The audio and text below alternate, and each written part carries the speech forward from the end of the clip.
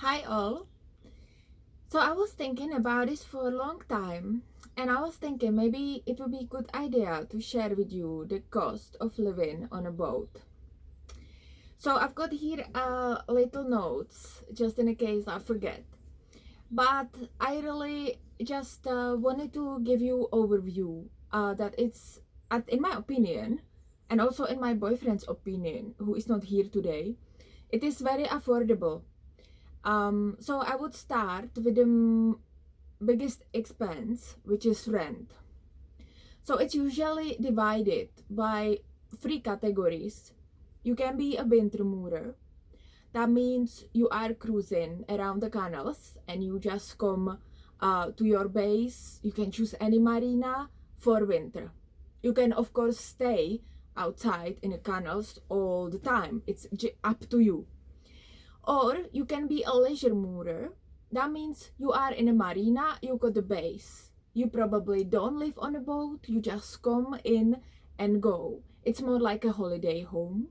And then you are a golden moorer, and that means it's your base. You live here, in your rent is included council tax and everything else, apart of the license, the boat license, that you have to pay depending on your length. So I will just talk about our boat. Her name is Giselle, and it's 57-foot boat. Well, you might notice that I'm not English and I'm from Czech Republic. So for me, this was a very unknown area. I really didn't know anything about narrow boats. I, even couldn't imagine to live on one.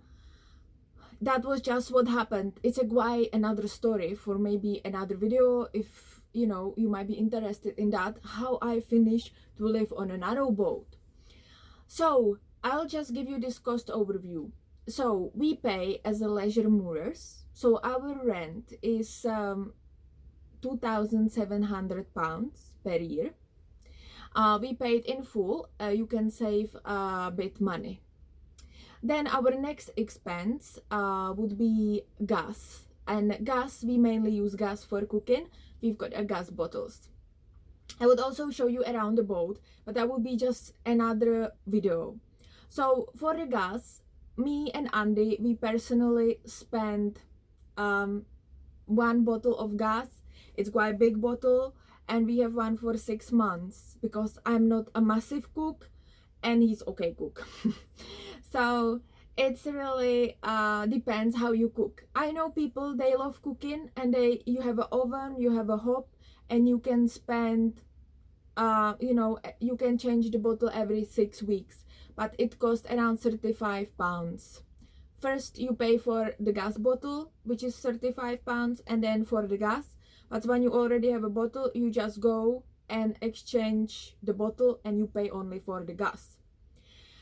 So then another expense would be heating. So we've got different types of heating.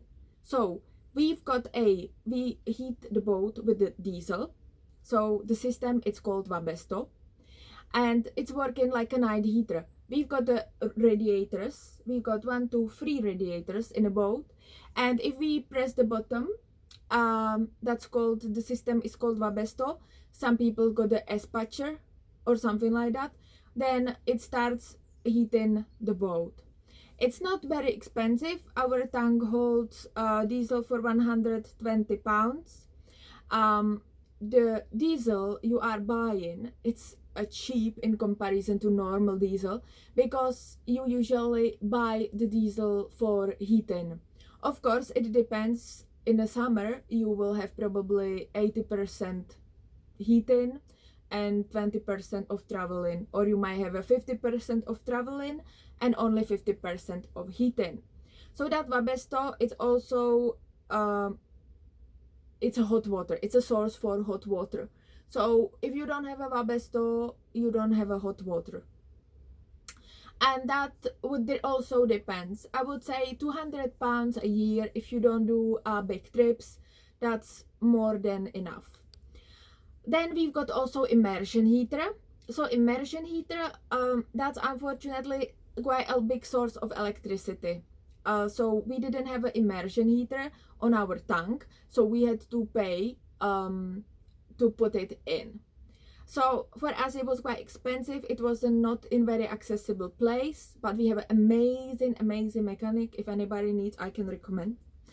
And he managed to do the immersion heater for us, and we can now use it to have a instantly hot water.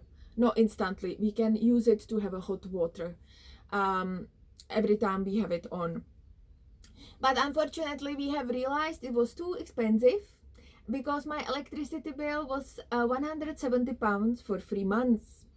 So I believe every day for this immersion heater on is £1.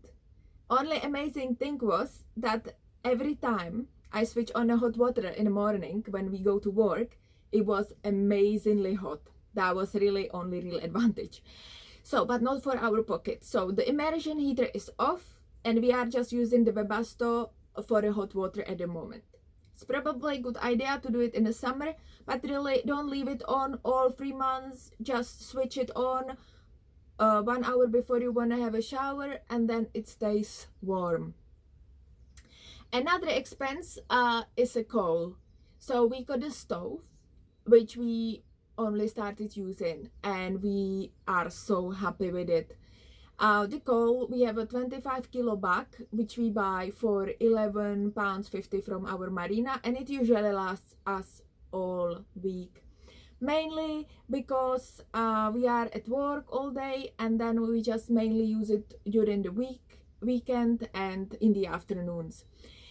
So that's another expense, and that's cost us probably £300 per 6 months. So I've calculated the bag multiplied by 26 weeks, which is £299.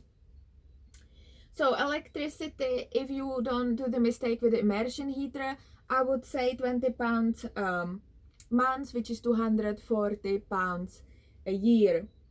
And water, well, we don't pay anything for water. Water is included in the rent.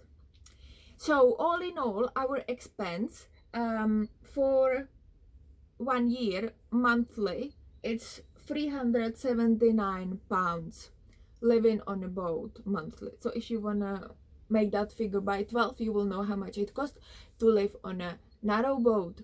And we also, because we go to work, we spend £3,600 per diesel, and also £3,600 per food.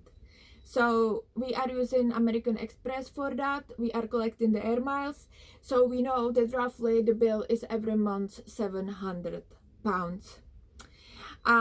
I would like to do a lot more videos. I would like to show you the boat. I would like to let you know why we live on this boat, why we are still on the boat, what was the plan. We also used to have completely different boat. We used to live only on a 40-foot boat.